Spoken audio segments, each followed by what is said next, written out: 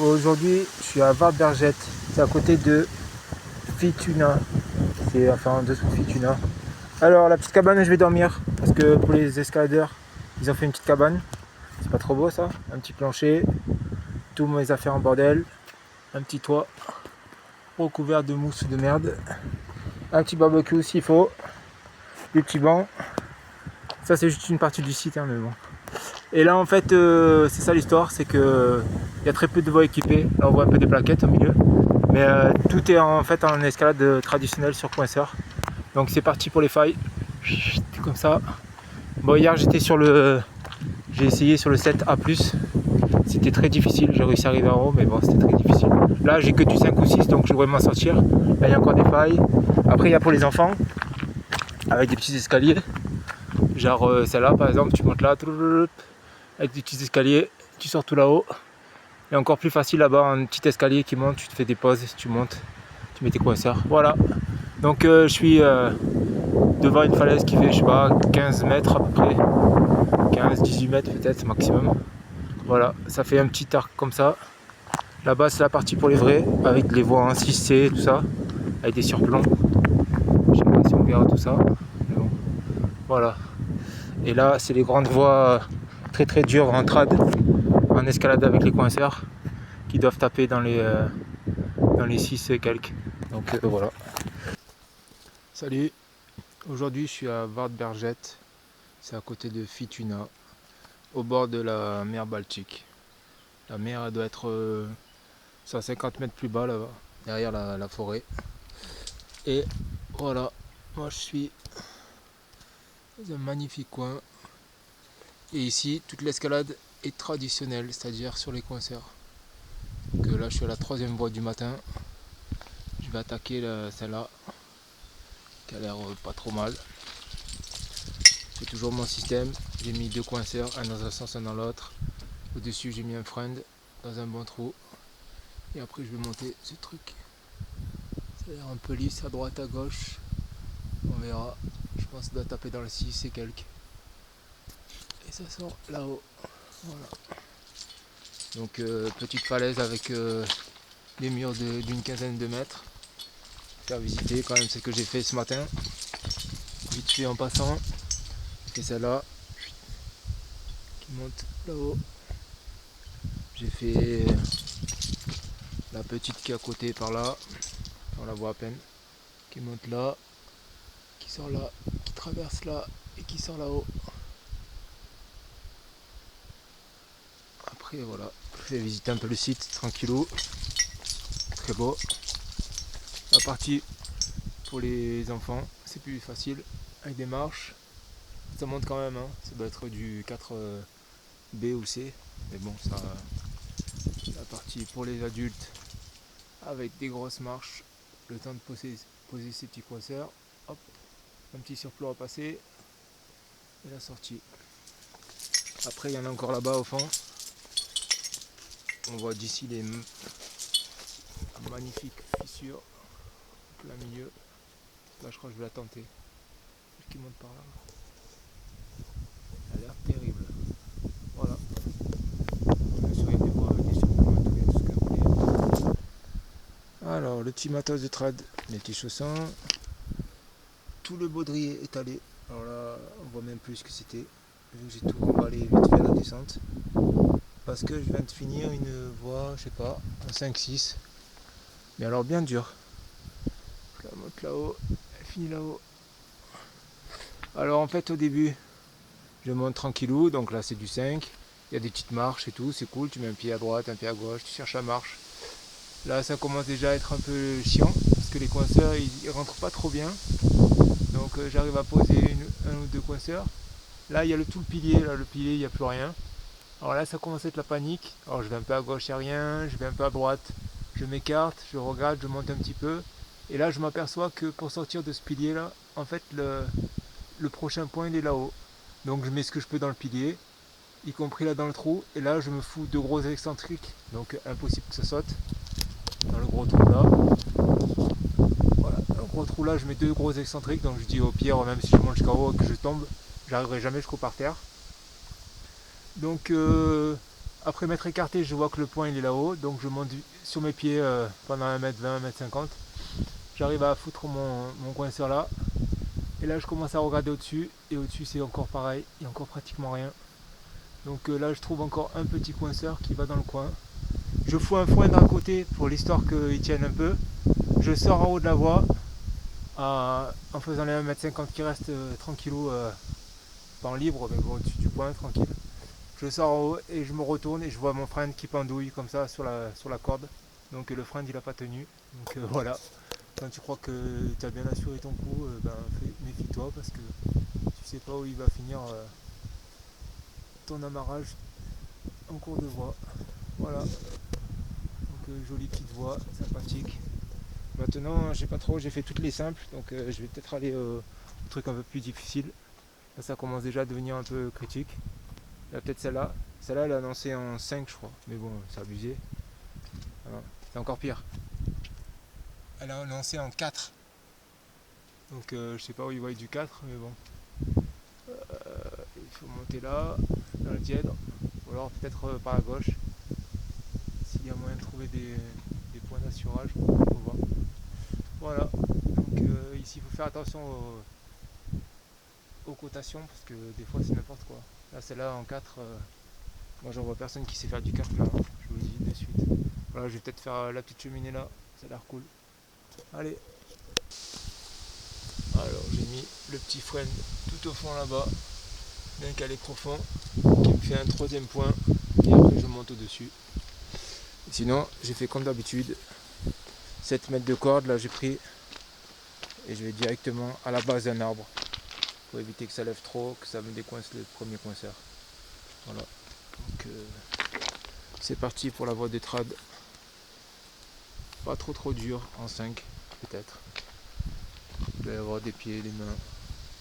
Les mains ça se voit encore, mais les pieds je sais pas trop. On verra. Ça doit être à peu près faisable.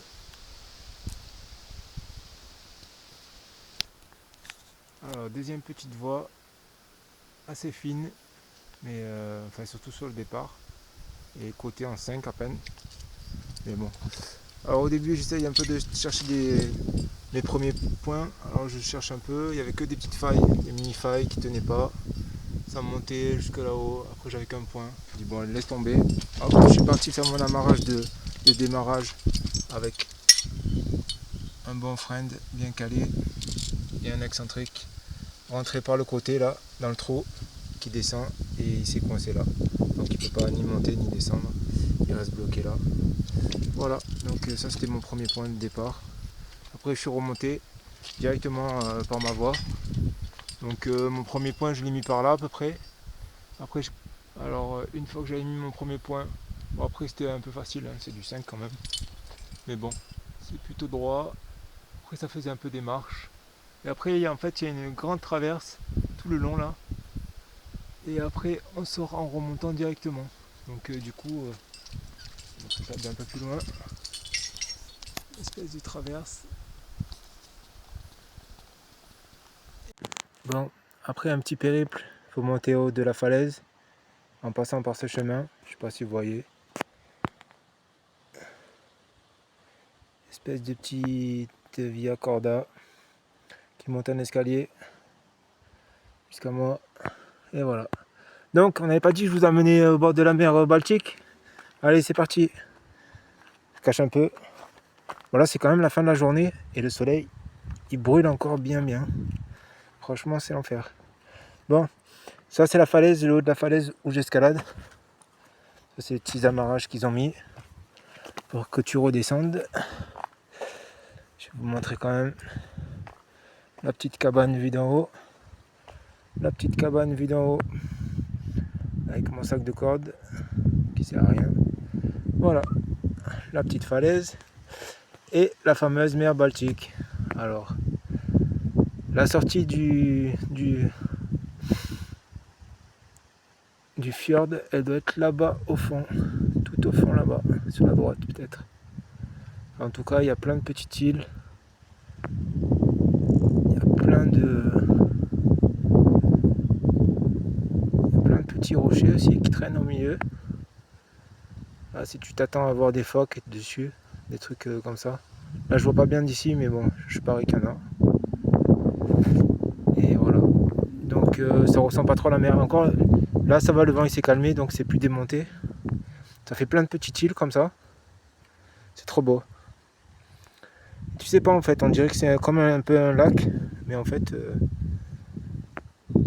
c'est vraiment la mer. C'est vraiment un bras de mer. Et hier avec le vent, on aurait dit la Méditerranée. C'était la tempête, il y avait des rouleaux et tout. Ça a déferlé sur le bord pour faire la vaisselle, c'est la misère. Hop, j'essaie de remettre un petit peu dans le contexte. Petite pêche à la truite. Là c'est cuillère ondulante, cuillère tournante. Au bord de la forêt. Vers Fituna, dans un petit fjord. Avec la mer tout là-bas au bout, entre les deux îles. Donc c'est un peu loin, mais... Et tranquillou, je marche dans l'eau, en sandales. L'eau elle est fraîche, genre à 17 degrés peut-être. Et je pêche tranquillou dans la mer. Et on voit les petits harengs sauter partout. Ah ben voilà, encore un qui a sauté. Voilà. C'est bientôt 10h du soir, je pense. Alors, je vous filme un peu la cabane où j'habitais pendant 2 jours. Avec ma corde qui sèche encore devant. Voilà, il est 8h du soir et il fait un soleil encore de fou. Depuis ce matin, 11h, c'est l'enfer. Il fait chaud, chaud. Enfin, c'est le soleil qui pique. Là, c'est la mer Baltique.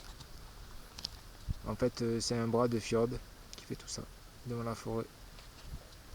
Dans la forêt qui est devant chez moi. Hop là. Voilà.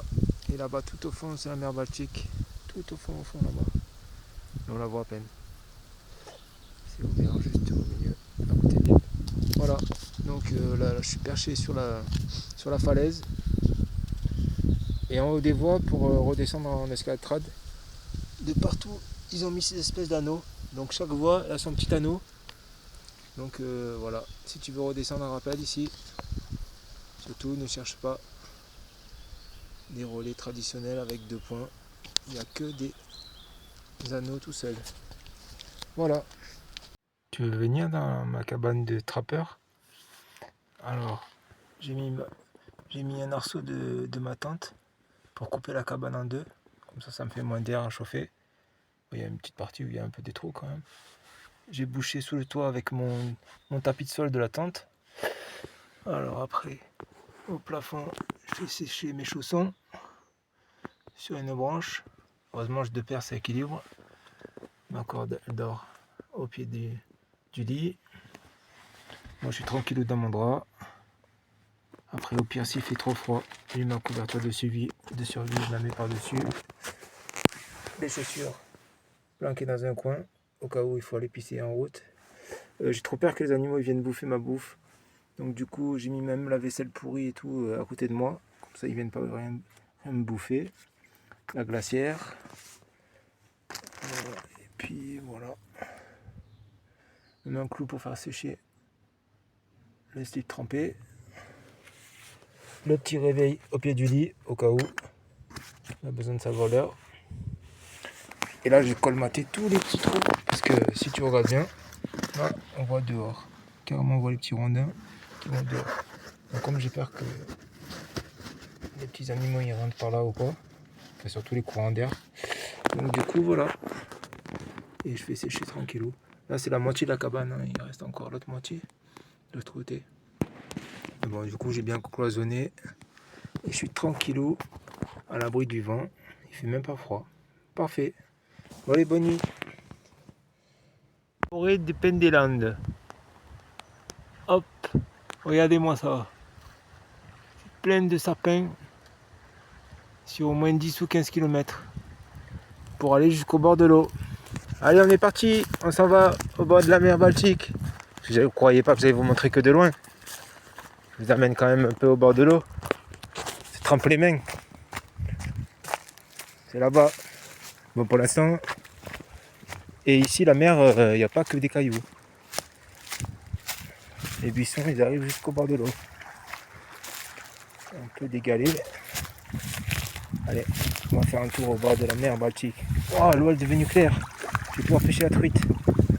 Parce que c'est pas trop cool ça. On y va pas.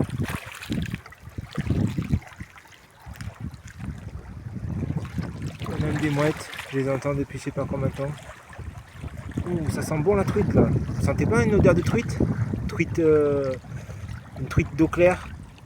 Il faut vite que je remonte chercher ma canne à pêche. Bon, d'abord je vous fais une petite vue du bord. Que vous ayez vu au moins la mer dans un fjord. Ça c'est le truc que j'ai filmé tout à l'heure. La berge en face. Bon, pas le temps là, je vais chercher ma canne à pêche. Je descends mettre 2 coups de cuillère. Le petit îlot qu'on voyait tout à l'heure, d'en haut. Et après même, je vais sûrement me prendre une petite douche dans la mer, tranquillement.